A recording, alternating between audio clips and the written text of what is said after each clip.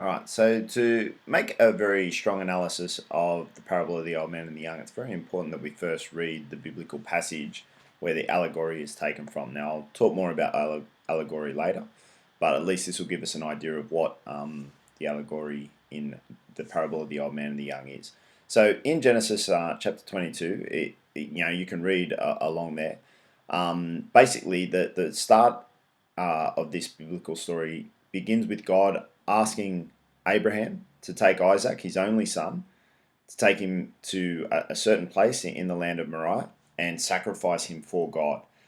Now, this is a big call, and it's a big thing that God asks of Abraham to trust him so implicitly, to trust him so much that if God asks for him to kill his only son, that he will actually go and take him and do this. It's an amazing thing to ask a person, particularly a father. I don't think it's something that many of us could perceive or conceive. To take our most loved possession, not even a possession, our most loved person in the world, and sacrifice them, kill them because God asked us to. So it's a pretty big request that God gives to Abraham.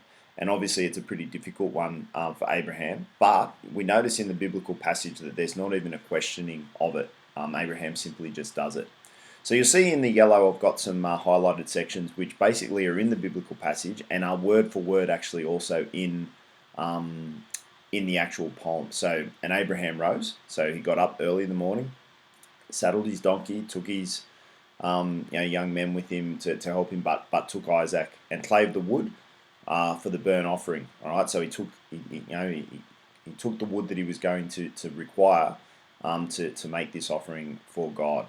And then he travels to Moriah, where God has asked him to go. And we see as it goes down that he took the fire in his hand and a knife. All right, so he took the objects that he needed to burn the wood and a knife to actually kill his son.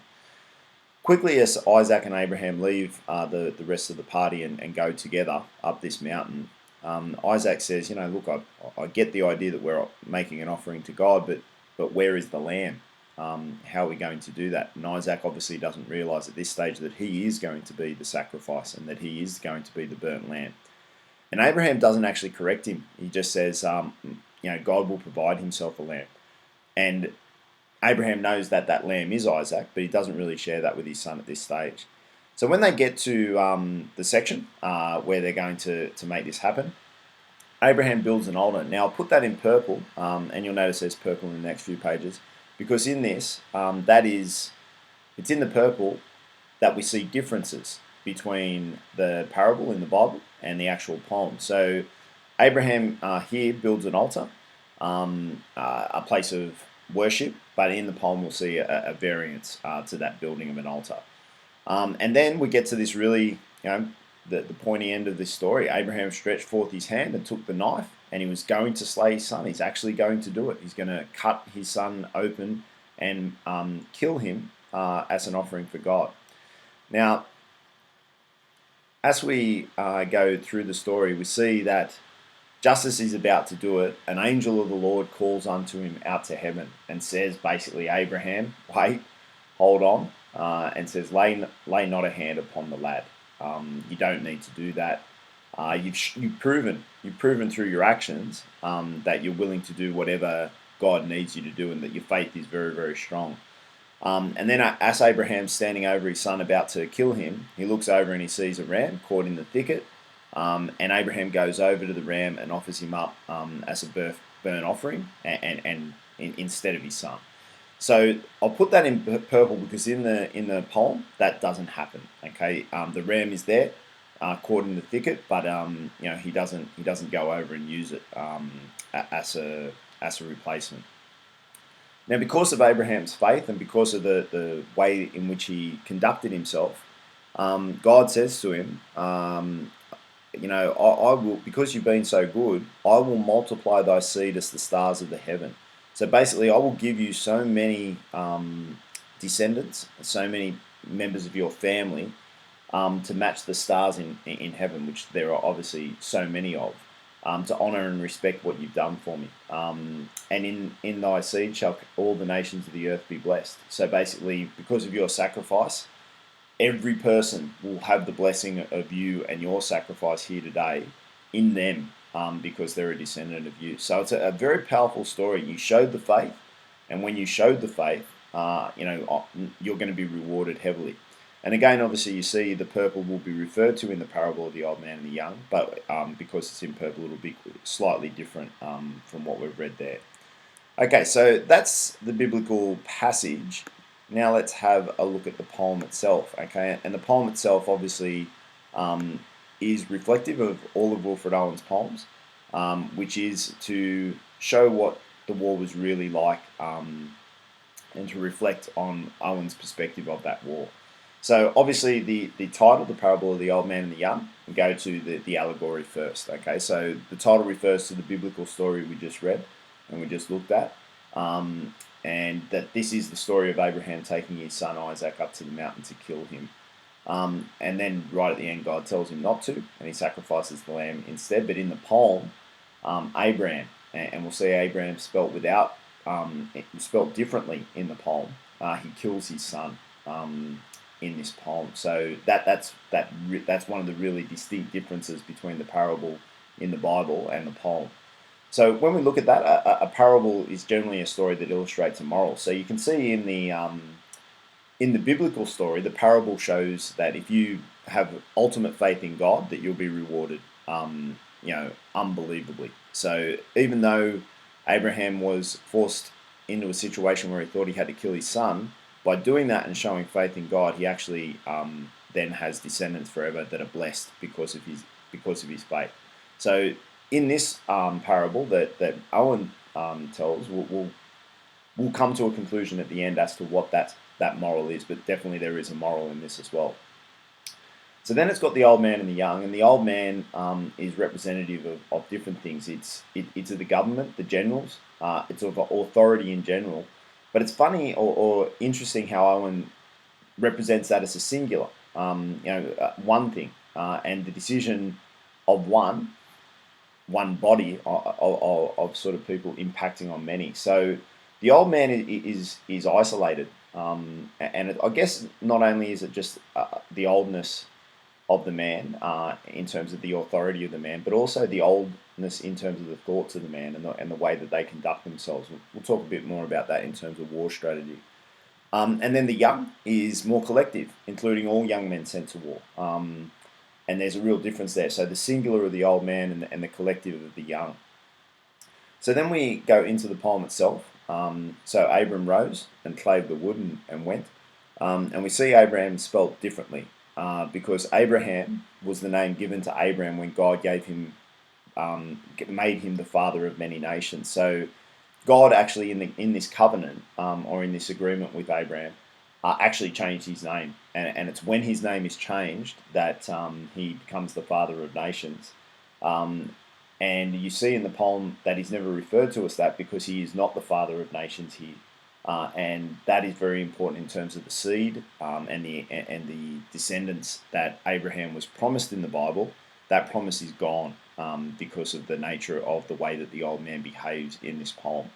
So we see too the words of the Bible, clave, spake. I'll put a few of those in green, and a lot of those sort of give us that biblical allegory. Okay, and they give us the story. So when we think about, I should have probably explained a little bit better. When we think about an allegory, it uses a pre-existing story to present a point of view about what's happening at the moment. So even though the Bible was obviously, the Old Testament was written before Christ, we have in World War I in 1914 to 1918, in that period of time when Owen was at war, at that point, him writing about his experiences and using this story that he knows, because he's quite a Christian man, and he goes, okay, I'm going to use that as my story, and I'm going to write about it as if I'm writing about that, but in fact, the allegory is that I'm going to make commentary about war and about my experiences. So literally, we read it and it's about, the biblical story, but realistically, the allegory is about war. All right, and that's basically what an allegory is, using a story to represent ideas that you're currently experiencing. All right, so he rose, okay, and we saw that in the biblical story. He clave the wood, And he went and took the fire with him and a knife. Okay, and we saw that language as well in the biblical story, so that's very consistent. And as they sojourned, both of them together, Isaac the firstborn spake and said, My father, behold the preparations, fire and iron, but where the lamb for this burnt offering? So it gets really, obviously it's not as long as the biblical story, but it's got all of those points that we saw that were in the biblical story, that the fire, the knife, bring the things. The only difference here is, and I've got it in the purple there, is that the iron is more a war reference. Okay, not something. It's the fire and the wood and that sort of stuff. It's more natural, but the iron is obviously more an industrial sort of material, and that those sort of subtle changes are what Owen uses to sort of illustrate that this is a little bit different. So when we get to this point, this idea of the firstborn representing like a really valuable, like I said, it's very valuable. And the firstborn is the perpetuation of your name, of your family. So even though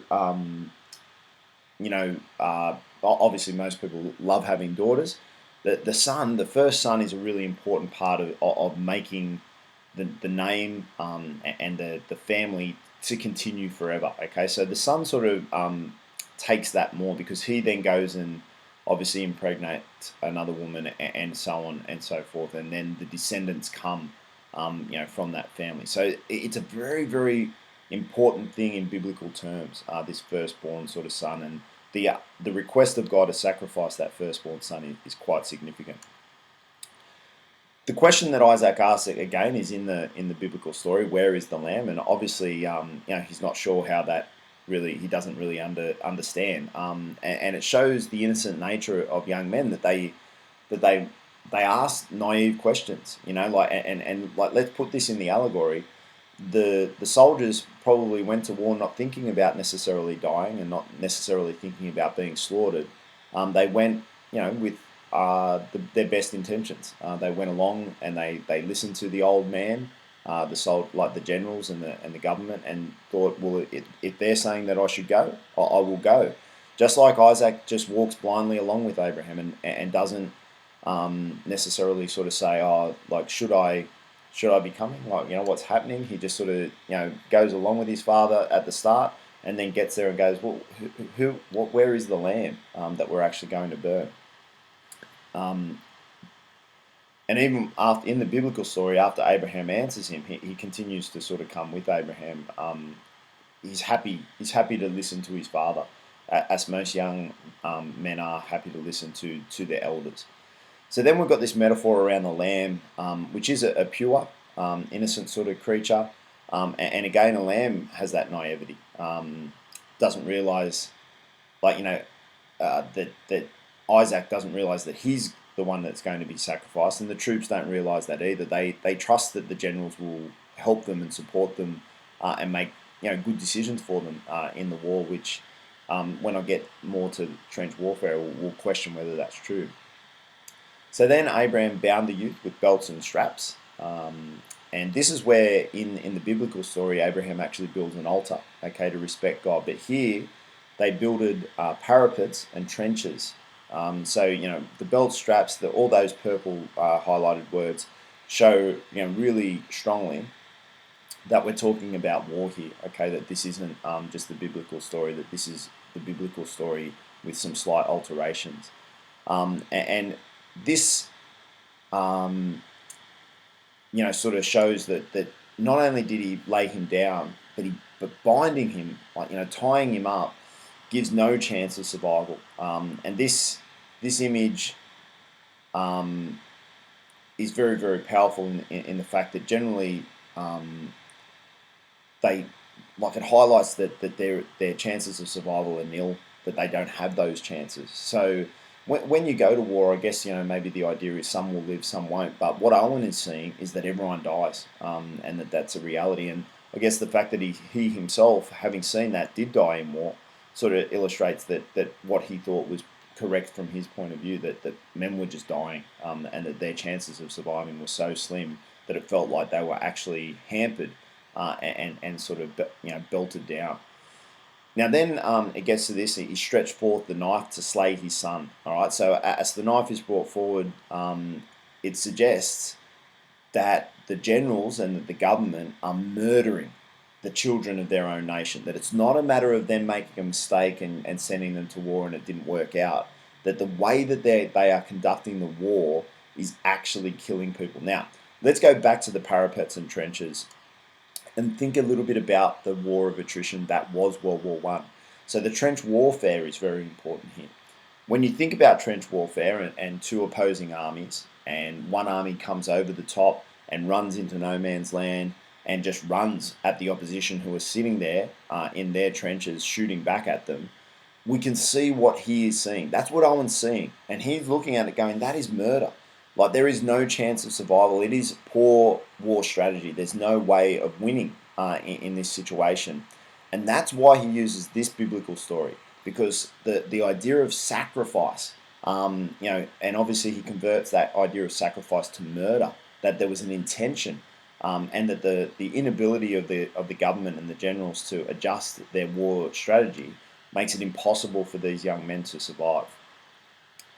Then we go back when low, and we see that this truncated sort of language changes the flow of the poem. And it's a little bit like later on when we see behold, it's an opportunity for change, for something to happen differently. All right, it's been quite a fluent sort of free verse poem. There's not a lot of rhyme, so you know what I mean. Like we see that he's used that, but to come to this point where there's this truncation and even the enjambment in the middle of the sentence when low.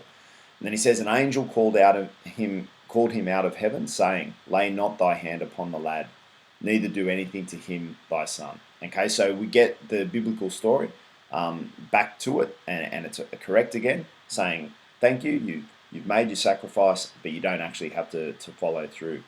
And it sort of shows that there is a choice, that the old man has a choice not to do anything to the youth, to the young man, which in the biblical story is Isaac, but here it has a more general meaning, that the generals have a decision, a choice to make. And I think it's that choice that makes the final two lines of the poem really strong. So we'll sort of look at why that makes it a little bit stronger, that juxtaposition. And then we see again, behold, okay, again it breaks down. So we've got this time, and this enjambment causes that time. Caught in a thicket by its horns, a ram. And we see here that it's not a sheep anymore, it's a ram, it's grown, it's matured. And we see here that it's the decision makers, the government, the generals that are caught with their ideas of what war is, and that they're bullish about that is the way to fight. And then when he says offer the ram of pride instead, to me it's about the pride of the old man. Can you stop fighting this way? Can you stop the war? Can you see that the tactics aren't going to work? But there's an opportunity for them to consider, okay, I could do it a different way. And even though they have this chance, their pride and their stoic sort of way, this is how wars are fought, it stops them from actually making that change. And it makes them continue to abuse young men's lives as a numbers game. The more we send over the top, the more likely it is that we'll make ground on the battlefront, and that is what is going to win us the war. And that way of just sending men out as as fodder, just to be killed, just to be murdered, to make maybe 100 meters gain in terms of land. It's what Owen has seen. It's what he's watched in the trenches. It's what he's been a part of, and he can't understand why you would do it, because it is not working, and he's seen it not work. Then we have these final, these final two lines, and it's got the rhyming couplet, the sun and one at the end, and it's a really traditional sort of technique, the rhyming couplet, and it's the most powerful part of the poem. But the old man would not sow, but slew his son. All right, so the old man had the option, could have got the ram of pride. Now, this is where the big variance from the biblical story is, where Abraham actually went and got the lamb and killed it. We see here that does not happen. The old man doesn't do that, and he slew his son. Now, slew, and the idea, and obviously, I've written there in the green these words give it that feel, that antiquated feel of the allegory. But that idea of it's not just like accidental. There's an intentional murder of this young man, which is representative of all these soldiers that are killed in war. But the last line, I guess, is even stronger. And half the seed of Europe, one by one. Now, the irony is when we look at the biblical story, the contrast is that by Abraham then willing to make the sacrifice, but then going, okay, well, thank you, God, for not making me do that, killing the ram or killing the lamb, it is then that he is given the seed of everyone, of the rest of the world, all these descendants, and they'll all be blessed because of what you've done here today. And basically, what Owen is saying is the same thing is happening here. The poor decision making of the generals and the government will actually destroy half of Europe, which is essentially, from what I can gather, half the seed is all the men that will die, and they'll do it one by one. They will die slowly, and this shifts the entire story. And it's look, it's a very powerful comment that Owen's making about the nature of the decisions being made by these old men that don't seem to respect the life of any of these young men. But what he's trying to do is also make that young man just one, just like your son, like he's trying to, I guess, make that emotional connection that you are making decisions that are killing your own children, your own firstborn child of the nation of, for Wilfred Owen, England. But he sees that it's not just England; it's all countries, and that so many European countries are involved that it's going to kill so many. So then we see this shift in the biblical story, and there's this real accusation by Owen that they're killing soldiers, but obviously also killing the future of Europe, because obviously these soldiers are never going to then go and have children. And the rhyming couplet at the end, like I said, it really highlights what Owen's trying to say. And the last words, I really enjoy the way that he writes one by one to give respect and really sort of highlight the individuality of the fact that these young men or the young that he sort of refers to at the start of the poem in the title are individuals, and that each one of them are important, but they're going to be murdered, by the decision making of the generals.